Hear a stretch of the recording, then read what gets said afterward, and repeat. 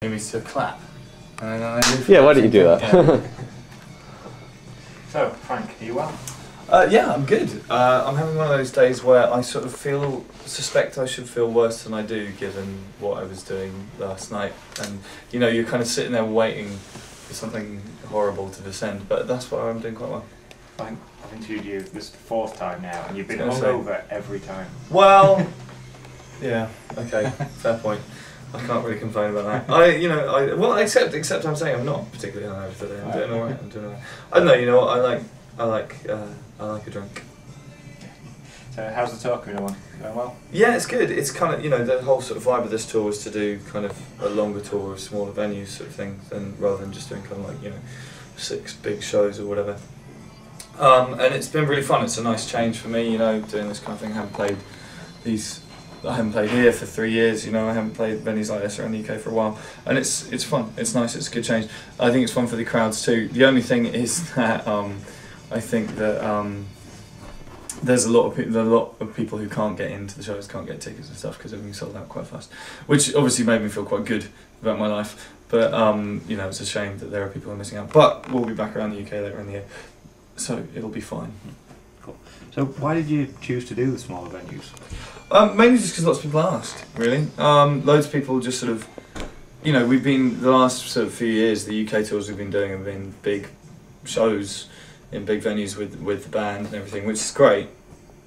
But, you know, people kind of say, well, I miss seeing you play in a small, sweaty room with just you and your guitar, and, you know, I am to please, so we thought we'd do it. But, like, yeah, again, like I said, the only drawback is that then immediately that the tour sold out, I then start getting emails, in some cases from the exact same people who've been like, please play in smaller rooms, saying, oh, I can't get tickets. And it's like, well, that's why we usually play the bigger rooms, is because I also think I have a duty to try and make it so that everyone who wants to get in can get in, you know, or at least most of the time. And so, I mean, this is a fun thing to do, but we'll be back to doing big rooms again at the end of the year.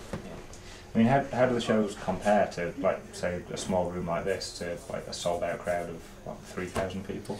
It's, I mean, there's various different things. I mean, the fact of not playing with my band, it's just me and my guitar, which is kind of fun. The shows are a bit more kind of rambling, a bit more conversational. I generally, kind of the set list changes around a lot more at these kind of shows. Usually when we do a band tour, we have like a set, you know, like a show that we've rehearsed. So there's that. And then, I mean, it's different playing 300 people, playing 3,000 people. I hesitate to say that either one is better. It's, you know, they each have their pluses and their minuses, but it's certainly it's fun to it's nice to have a change. Okay, so you played your 1000th show recently. Yes. How was it? It was great. I mean, the only problem with it was I just got back from Australia like the day before, and I was excuse me. I was a little bit tired. As I might be now as well.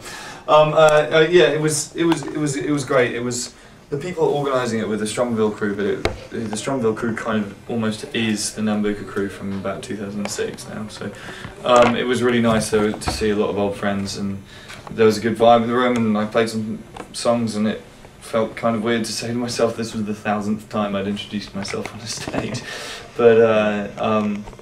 It was a cool milestone. In a way, though, I would say almost the thing I enjoyed most was the 1001st show, because it was just like, you know, the wheel keeps turning. It's not the end. I mean, not that anyone ever said it was going to be, but it's not the end of anything. Do you know what I mean? It's just kind of, it was a signpost on the road, but things keep happening. Yeah. So what's next in terms of UK touring? I mean, surely you can't be that far away from like an arena tour. Well, that sort of depends, really. I mean, we've got loads of festivals this summer, obviously. You know, Reading and Leeds and all that sort of business. We'll be doing. We're not going to be doing arenas at the end of the year. We'll be doing kind of big rooms, but not quite arenas yet. But it sort of depends on whether people like to do records. So I'm really sorry. I suddenly go fucking yours. I'll answer that again. It depends on how the new album goes. I mean, you know, if lots of people like it, then yeah, you know, I'll put it this way: Wembley Arena got mentioned in a meeting the other day with me and my booking agent and my manager, and I fairly shat my pants, but at the same time, I can still quite vividly remember, because it wasn't that long ago, sitting in a room in Shepherd's Bush getting mentioned and thinking that that was completely insane. So who knows? To be honest, I'd love to do that. But I still maintain a feeling that I'm lucky to do anything that enables me to be a full-time musician, and I'd be quite happy doing things at this level for the rest of my life. You know. So you mentioned the new album. How would you say it's progressed musically from poetry? Well, it's not a stylistic left-hand turn. I haven't sort of made a drum and bass record or anything just yet, but I feel like it's kind of deeper in the same furrow in a way. I've tried to be sort of more ambitious with it, and push out a bit more, and it's got more kind of light and shade and more dynamic range. But to me, Poetry of the Deep was kind of a pretty kind of solid rock record, but it's kind of arrangement-wise, it's quite kind of a kind, which is fine. But I wanted to kind of play around a bit more, and so there's kind of brass sections and string sections and gospel choirs and banjos and accordions and there's an a cappella song, and then there's a hardcore song, and it's just kind of just trying to kind of stretch out a little bit more. Cool. Yeah, you've also mentioned that you've got like the festival appearances coming up, including like a few slots that don't really make sense to me, like the Leeds and Reading playing before the View. I'm happy to be playing the main stage at Leeds and Reading. I mean, the people who book it have their reasons, to which I am not privy. So yeah, how are you looking forward to going up against Linkin Park and Rob Zombie at Download? Actually, the funny thing is, the way they run it is all the side stages finish before the main stage does, so we're not actually going to be on at the same time as Rob Zombie. I can't quite figure out whether that's a good thing or a bad thing. Who knows? I might go and watch Rob Zombie though, for old time's sake. I bought White Zombie records back in 1995, and I thoroughly enjoyed them too. So I guess I'll go and see what that's like. But yeah, the Downloads, that's a slightly odd booking. Yeah, they initially offered me a slot on the main stage, kind of in the mid-afternoon, and I said no fucking way, because that to me struck me as a guaranteed recipe for being bottled with piss incessantly for half an hour, 40 minutes, whatever it might be. Do you know what I mean? You got a field full of Rob Zombie fans waiting for Rob Zombie, drinking all day, and then a guy with an acoustic guitar shows up. Like, on the Sunday Gaslighter there, so that'd have been true. That'd have worked quite well. True. I think there's something totemic about an acoustic guitar though that might enrage the metalheads. So yeah, and then they offered us to headline third stage, and we said yes to that because it seems like a cool slot to do. I know we'll probably figure this out by just looking at all your previous tour supports, but which up and coming artists would you recommend for us to check out?